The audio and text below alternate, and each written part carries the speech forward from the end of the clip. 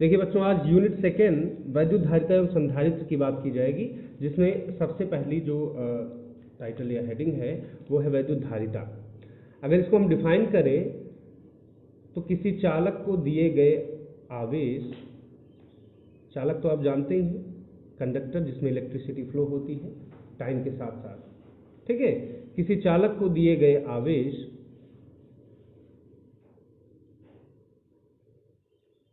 आवेश का जो रिप्रेजेंटेशन या प्रतीक सिंबल होता है वो क्या होता है बेटा? क्यू। किसी चालक को दिए गए आवेश तथा सिरों के बीच, अब चालक के दो एंड्स होंगे, दो पोल्स होंगे, ऐसे भी आप कह सकते हो दो सिरे होंगे। इन दोनों सिरों के बीच में चूंकि आवेश को एक स्थान से दूसरे स्थान तक ले जाने में कुछ ना कुछ वर्क आपको करना पड़ता है, और that work done is called as electric potential, you can say. आप उसी को क्या कह सकते हो? विद्युत विभवांतर कर सकते हो, कह सकते हो इन दोनों सिरों के या इन दोनों शीर्ष के बीच में, ठीक है। तो दोनों सिरों के बीच या सिरों के मध्य उत्पन्न विभवांतर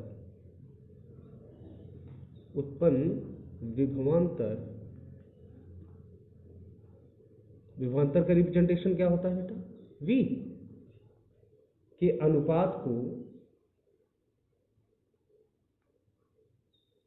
के अनुपात को वैद्युत धारिता कहते हैं।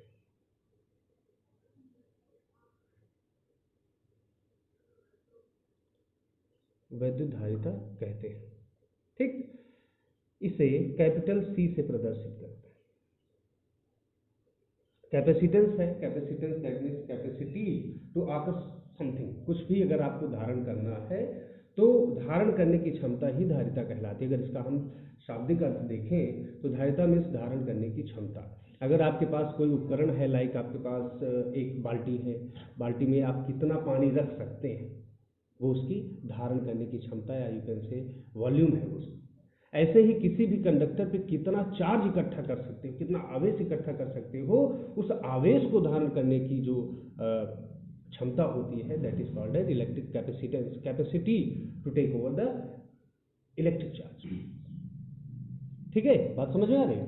ठीक। तो किसी चालक को दिए गए आवेश Q तथा उसके सिरों के बीच उत्पन्न विभवांतर के अनुपात को वैद्युत धारिता कहते हैं। इसे C से प्रदर्शित किया जाता है, C से प्रदर्शित करते हैं,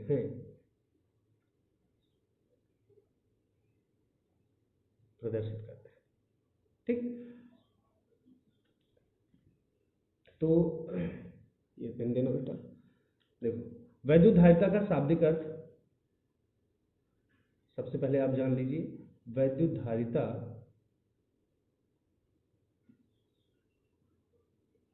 दैट रिप्रेजेंट्स धारण करने की क्षमता। किसको धारण करने की क्षमता? आवेश को धारण करने की क्षमता। आवेश को धारण करने की क्षमता C इक्वल्स होगा Q अपॉन V। Q क्या है? किसी चालक को कितना चार्ज हमने दिया है या कितना चार्ज फ्लो कर रहा है from one point two another point of a conductor, ठीक है। किसी कंडक्टर के एक सिरे से दूसरे सिरे तक कितना आवेश फ्लो कर रहा है, उस आवेश और उसके बीच में जब फ्लो करोगे चार्ज को, जैसे आप एक पॉइंट से, एक प्लेस से कोई वस्तु उठा के दूसरे पॉइंट पर ले जाओगे, then you have to do a work, definitely आपको कुछ ना कुछ काम करना पड़ेगा, और that work done is called electric potential. उसी को हम वैद्युत विभवांतर कहते हैं। तो विभवांतर V, इन दोनों के अनुपात को वैद्युत धारिता कहा जाता है। C is equal to Q upon V। अगर हम इसके मात्रक की बात करें बेटा, इसके मात्रक की बात की जाए, यूनिट क्या बनेगी इसकी? Q का मात्रक क्या होता है? अगर C का मात्रक निकालना है तो Q का मात्रक और V दोनों का मात्रक आपको पता होना चाहिए। Q का मात्रक है कूलाम प्रति, V का मात्रक वोल्ट, कूलाम प्रति वोल्ट। अगर SI यूनिट के रूप में इसे देखा जाए तो इसकी SI यूनिट बनेगी, अंतरराष्ट्रीय पद्धति का जो मात्रक बनेगा वो किसी भौतिकविद या किसी वैज्ञानिक का नाम होगा। तो सबसे पहले फैरेड ने इलेक्ट्रिक इसके बारे में बताया था, कैपेसिटेंस के बारे में। तो इसका जो SI यूनिट का, SI पद्धति का जो मात्रक होता है वो होता है फैरेड। क्या होता है बेटा? फैरेड, F से डिनोट किया जाता है। देखिए बच्चों, एग्जामिनेशन में अगर यूपी बोर्ड के एग्जामिनेशन की बात की जाए तो एक फैरेड जो यूनिट होती है उसको डिफाइन करने के लिए 2-3 बार एग्जाम में आ चुका है। 1 फैरेड धारिता को परिभाषित कीजिए।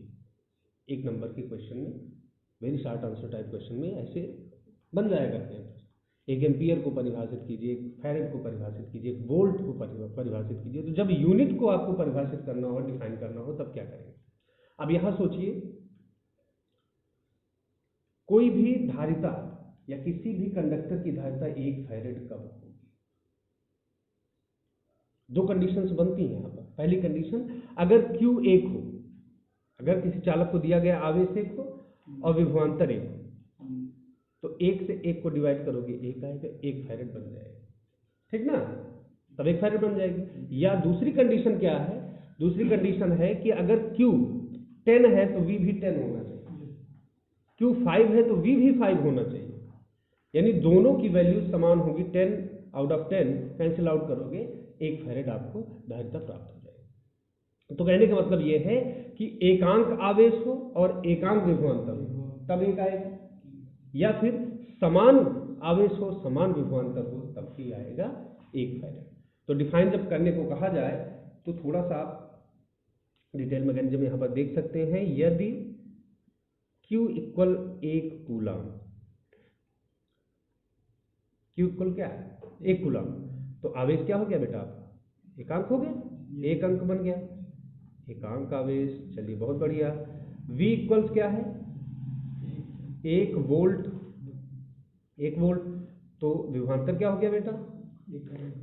एकांक विभवांतर। तो एकांक आवेश और एकांक विभवांतर की स्थिति में अगर हम C की वैल्यू को यहाँ से फाइंड आउट करें तो C इक्वल्स होगा, Q के स्थान पर आप 1 कूलम लिख सकते हैं, 1 कूलम, ठीक, और V के स्थान पर 1 वोल्ट कर सकते हैं। तो अगर इसको हम कैंसिल आउट करें तो ये 1 फैरेड बनेगा। क्या बनेगा बेटा?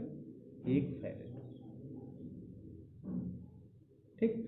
अब 1 फैरेड धारिता के लिए अगर डिफाइन करना है आपको, तब आप कह सकते हैं, यदि किसी चालक तार को एकांक आवेश दिया जाए और उसके सिरों के बीच में, उसकी प्लेट्स के बीच में एकांक विभवांतर उत्पन्न हो जाए, तो जो धारिता होगी वो 1 फैरेड कहलाती है। तो 1 फैरेड धारिता क्या है?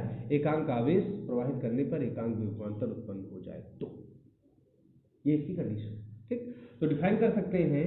अतः स्पष्ट है कि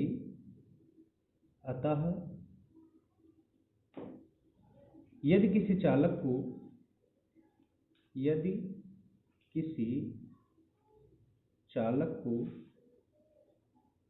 एकांक आवेश देने पर, एकांक आवेश देने पर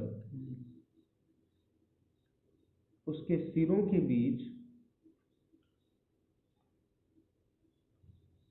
सिरों के बीच एकांक विभवांतर उत्पन्न हो, विभवांतर उत्पन्न हो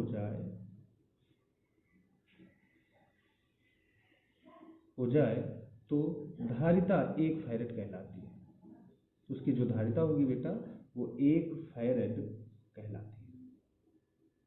इंपॉर्टेंट डेफिनेशन है, इवन ये वैद्युत धारिता की डेफिनेशन से भी ज़्यादा इंपॉर्टेंट है एग्जामिनेशन के दृष्टिकोण से, या उसके अकॉर्डिंगली देखा जाए तो 1 फैरेड की जो डेफिनेशन है, यदि किसी चालक को एकांक आवेश दिया जाए और उसके सिरों के बीच एकांक विभवांतर उत्पन्न हो जाए, तो जो उसकी कैपेसिटेंस होगी, जो धारण करने की क्षमता होगी, वो 1 फैरेड कहलाती है।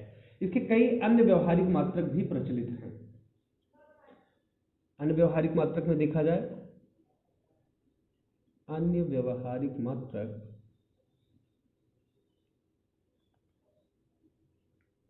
की बात की जाए बेटा, तो अन्य व्यवहारिक मात्रक में, क्योंकि कैपेसिटेंस जो है आवेश तो जानते ही बहुत ही छोटी यूनिट होती है। आवेश साइज भी आप जानते हो कितना छोटा, जैसे इलेक्ट्रॉन्स की बात की जाए -1.6 × 10⁻⁹ कूलम, जो कि बहुत एक छोटी यूनिट होती है, ठीक। सबसे पहले आप कह सकते हो पिको फैरेड। देखिए, पिको अगर शब्दावली यूज हुई है, then you have to multiply it from 10⁻12। आपको 10⁻12 से इंटू करना है और पिको शब्दावली हटेगी और बनेगा फैरेड, क्योंकि ये कैसा यूनिट है, मूल मात्रक है, बदल दीजिए इसको। 1 नैनो फैरेड भी होता है 10⁻⁹ फैरेड, ठीक। माइक्रो फैरेड ये ज़्यादा इंपॉर्टेंट है, ये ज़्यादा यूज होता है। माइक्रोफैरेड, माइक्रो शब्दावली 10⁻⁶ फैरेड, मिली फैरेड, मिली फैरेड अगर है 10⁻³ फैरेड। ये अन्य व्यवहारिक मात्रक है जो इसके कस्टमरीज में है, व्यवहारिक मात्रक प्रचलन में है, ठीक है। ज़्यादातर यही मात्रक यूज होंगे, और कहीं भी किसी भी न्यूमेरिकल में, चाहे वो फिगरेटिव हो चाहे नॉन फिगरेटिव हो, न्यूमेरिकल अगर आपको मिलता है then you have to change it into fundamental units.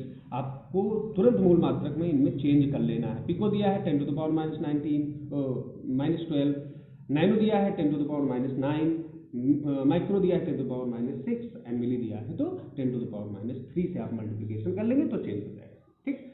आगे हम बात करेंगे इसके सेकेंड हेडिंग की, जो कि क्वाइट इंपॉर्टेंट ये भी एग्जामिनेशन के लिए। किसी आइसोलेटेड सिस्टम के लिए वैद्युतधारिता क्या होगी? किसी विलगित गोलीय चालक, किसी विलगित गोलीय चालक की वैद्युतधारिता,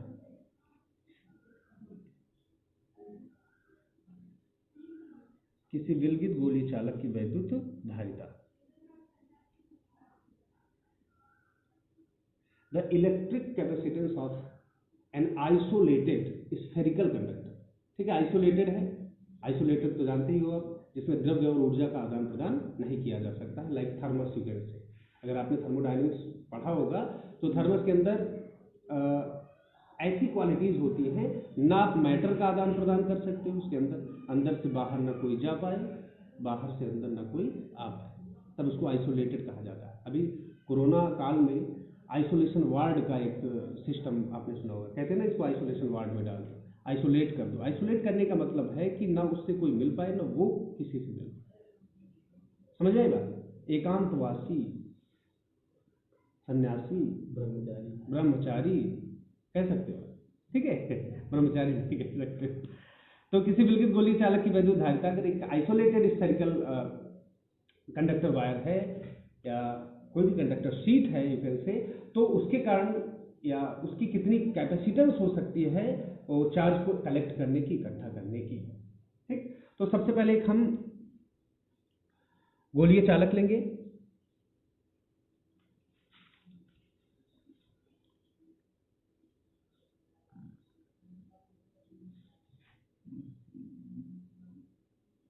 ठीक, गोलीय चालक में ये इसका सेंटर है, सेंटर से सर्कमफ्रेंस की जो डिस्टेंस होती है दैट इज कॉल्ड रेडियस, और यहाँ पर हम मान लेते हैं इसकी रेडियस है ए, या आर भी आप मान सकते हो, बहुत सारी बुक्स में आर लिखा है, बहुत सारी बुक्स में ए लिखा है। तो जो यूपी बोर्ड में प्रूव करने के लिए आता है वो ए के थ्रू आता है, तो ए आप याद रखिएगा।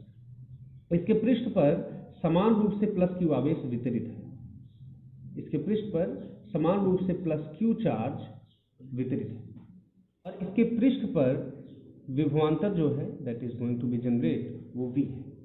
तो यहाँ पर आपको क्लैरिफिकेशन, स्पष्टीकरण में जो जो चीज़ें आपने बना रखी हैं उसके बारे में थोड़ा सा डिफाइन करना होगा। अगर इफेक्ट देखा जाए तो प्लस क्यू चार्ज का अंदर की ओर कोई इफेक्ट नहीं होगा, क्योंकि आइसोलेटेड सिस्टम है, बाहर से अंदर ना कोई आ पाए, तो बाहर से अंदर तो आ नहीं पाएगा, ठीक। तो प्लस क्यू चार्ज का जो इफेक्ट है इसके सेंटर पर या इसके भीतर, नथिंग, कुछ भी नहीं, नल, नेग्लिजिबल यू कैन से, ठीक। क्लैरिफिकेशन में लिखेंगे, माना कि लेट अस कंसीडर किसी ए त्रिज्या वाले, इसकी जो रेडियस है वो क्या है बेटा, ए है, सेंटर इसका ओ है, ठीक। ए त्रिज्या वाले विलगित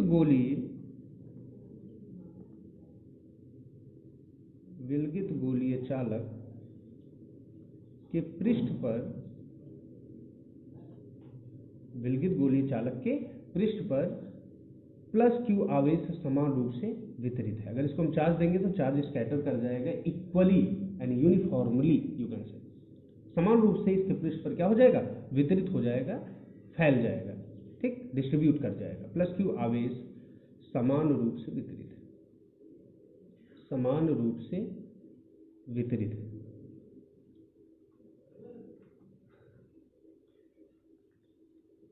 समान रूप से वितरित है, ठीक। यदि पृष्ठ पर, ये जो पृष्ठ है इसका जो सरफेस है, उत्पन्न विभवांतर क्या हो बेटा?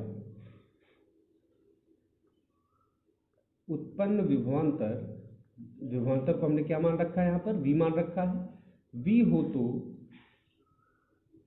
v इक्वल्स क्या होता है?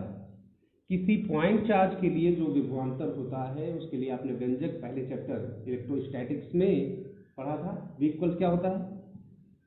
1/4πε0 k Q/r, और r यहाँ पर वो डिस्टेंस हुआ करती थी उनके बीच में, और यहाँ पर जो डिस्टेंस है that is going to be a।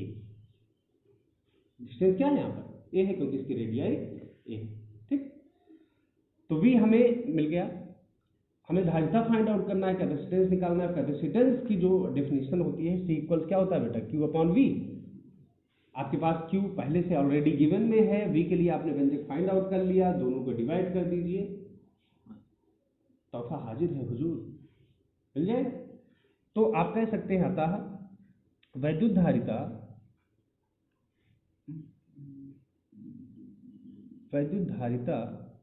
That means C equals Q/V। इस फॉर्मूले के हिसाब से चलेंगे तो C इक्वल्स क्या बन जाएगा बेटा? Q तो Q है, V के स्थान पर आप बाय यूजिंग इक्वेशन फर्स्ट आप यूज करके इसको 1/4πε0 k Q/A के रूप में लिख सकते हैं। ठीक है, अगर हम इसको कैंसिल आउट करें तो Q/Q, और ये फ्रैक्शन का फ्रैक्शन, अपॉन का अपॉन, संख्याएं पलट जाएंगी और मिलेगा आपको 4πε0 k × A।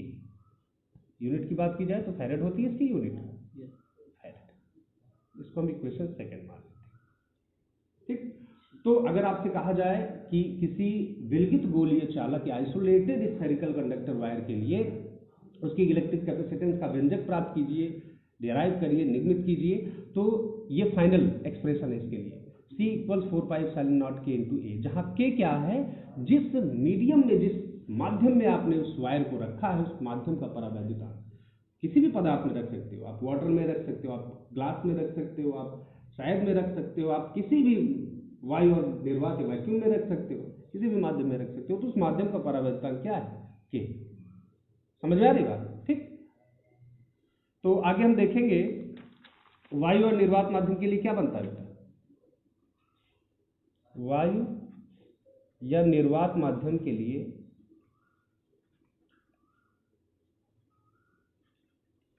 K इक्वल्स क्या बनता है? बताओ, माध्यम का परावैद्युतांक क्या बन जाएगा? 1 बन जाएगा। और इस कंडीशन में C इक्वल्स क्या बनेगा?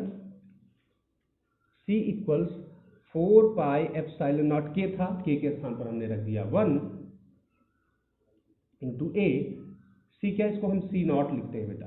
अगर आप ध्यान दें तो इसको C0 लिखा जाएगा। नॉट का मतलब जब if any medium is not present, equal हो जाएगा 4πε0 × A। इसको हम इक्वेशन थर्ड मानेंगे। 2 हमने यूज कर लिया पहले। ठीक, देखिए ये कंडीशन है, ये जब आपसे पूछा जाए तभी आपको ये करना है, अदरवाइज आपको प्रूव नहीं करना है चीज़। ठीक, इसको हम इसलिए बता रहे हैं क्योंकि ये छोटे से लेकर बड़े एग्जामिनेशन में quite useful and quite interesting, you can से, एक एक्सप्रेशन बनेगा जो वेरी शॉर्ट आंसर टाइप में या कभी कभी MCQ टाइप क्वेश्चंस में पूछ लिया जाता है। तो C0 क्या है? If there is no medium present then capacitance क्या होगी? C0 इक्वल 4πε0 A, और इसके पहले अगर कोई मीडियम है तो उस मीडियम का dielectric constant that is given by K, उसके लिए हमने इक्वेशन सेकंड बना रखा है। कह सकते हो बेटा, अगर हम इक्वेशन सेकंड को, समीकरण 2 को समीकरण 3 से डिवाइड कर दें,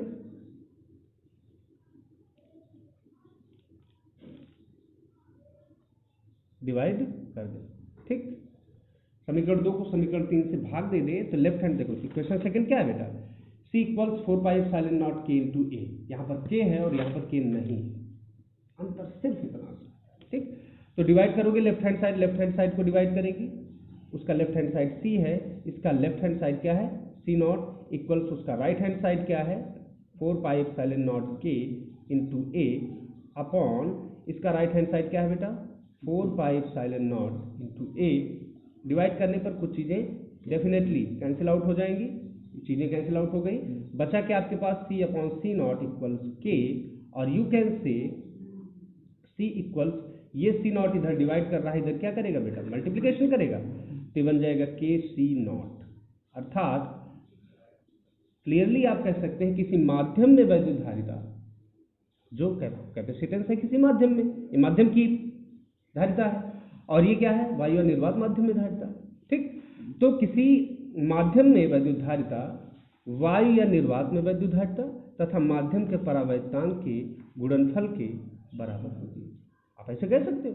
ठीक, तो इस टाइप पे इस बेस पे कुछ क्वेश्चंस बनते हैं, जैसे आपको दे दिया जाएगा बेटा वायु या निर्वात माध्यम की माध्यम में किसी चालक की धारिता दे दी गई, समथिंग है 2.5 माइक्रोफैरेड, ठीक है, कुछ भी आपको दे दिया गया, और दूसरे माध्यम में आपको धारिता पूछ लिया गया और ब्रैकेट में दे दिया गया इस माध्यम का परावैद्युतांक इतना है, या नीट वगैरह के लिए प्रिपेयर कर रहे हैं या IIT वगैरह के लिए, तो माध्यम का परावैद्युतांक तक आपको याद होना चाहिए, वो आपको गिवन में नहीं होगा। ठीक, जैसे ग्लास के लिए क्या होगा परावैद्युतांक, वाटर के लिए क्या होगा, ये सारी चीजें आपको पता होनी चाहिए। बात समझ में आई बेटा? तो C इक्वल्स KC नॉट, इस पर बेस्ड एक क्वेश्चन छोटा सा हम ऐसे आपको जो है ओरली बता दे रहे हैं। यदि आपको दिया गया फॉर एग्जाम्पल के तौर पे देखा जाए कि अगर वायु या निर्वात की जो धारिता है वो 2.5 माइक्रोफैरेड है और माध्यम का परावैद्युतांक अगर दे दिया गया है सपोज दैट 5.75, माध्यम किसी माध्यम का, जिस माध्यम में इसको रखा गया है कंडक्टर वायर को, उसका परावैद्युतांक इतना दे दिया गया है, तो उस माध्यम में धारिता कितनी होगी, उस माध्यम में आप कितना चार्ज कलेक्ट कर सकते हो। आपसे ये पूछा जाए then you have to multiply, आपको मल्टीप्लाई करना होगा। अब इसको पहले यूनिट में बदल लिया जाए, ना बदलो, माइक्रो में आंसर लाओ, डजंट मैटर एट ऑल। अगर माइक्रो में दिया है माइक्रो में आंसर लाओ। ठीक, माइक्रोफैरेड, यहाँ पर दूसरी कोई यूनिट है नहीं, इसको अगर आप मल्टीप्लीकेशन करेंगे 25 75 12 187 18 25 25 10 135 843। ठीक है, एक अंक के पहले पॉइंट, दो अंक के पहले पॉइंट, टोटली 3 डिजिट्स के पहले पॉइंट हो जाएगा। तो ये जो आंसर आपका आएगा C इक्वल्स 14.375 माइक्रोफैरेड, यानी उस मीडियम में इतनी धारिता हो सकती है उस कंडक्टर वायर की। बात समझ में आ रही है बेटा? तो ये था इलेक्ट्रिक कैपेसिटेंस, वैद्युत धारिता के बेसिक या इंट्रोडक्शन पार्ट में आपने देखा कि वैद्युत धारिता क्या होती है। वैद्युत धारिता किस चालक को दिए गए आवेश और उसके सिरों के बीच में जो विभवांतर उत्पन्न होगा उसी के रेशियो को कहा जाता है। इन शॉर्ट यू कैन से, अगर शाब्दिक अर्थ देखा जाए तो किसी भी चालक में आवेश को धारण करने की क्षमता ही क्या कहलाती है, धारिता कहलाती है। यूनिट फैरेड होती है। एक फैरेड की डिफिनीशन जो एग्जाम में आती है उसको आप पढ़ लेना, वीडियो पॉज करके आप स्क्रीनशॉट लेके जो है उसको नोट डाउन भी कर सकते हैं। और किसी आइसोलेटेड स्फेरिकल कंडक्टर के लिए, किसी विलगित गोलीय चालक के लिए क्या एक्सप्रेशन बनेगा वैद्युत धारिता का, वो प्रूव करने के लिए आ जाता है एग्जाम में, तो वो भी आप पढ़ लीजिएगा। बाकी वायु और निर्वात माध्यम के लिए और किसी माध्यम के लिए धारिताओं का अनुपात आप निकाल के एक फाइनल एक्सप्रेशन बना सकते हैं, इफ अगर कहा जाए तो। नहीं कहा जाता है तो ज्यादातर एक नंबर में इसमें न्यूमेरिकल आते हैं, वेरी शॉर्ट आंसर टाइप या MCQ टाइप। ठीक, तो C equal KC not, C not है वायु निर्वात माध्यम की और C है उस विशिष्ट माध्यम की वैद्युत धारिता। आई होप कि चीजें आपको क्लियर हो गई हैं। अगर क्लियर नहीं हुई तो आप कमेंट बॉक्स में बताइए, जो भी चीजें आपको प्रॉब्लम क्रिएट करें आप बेशक अनडाउटेडली आप वहाँ पर कमेंट कर सकते हैं। जुड़े रहिए, कंटिन्यू वॉच करते रहिए चैनल को। धन्यवाद, दैट्स ऑल।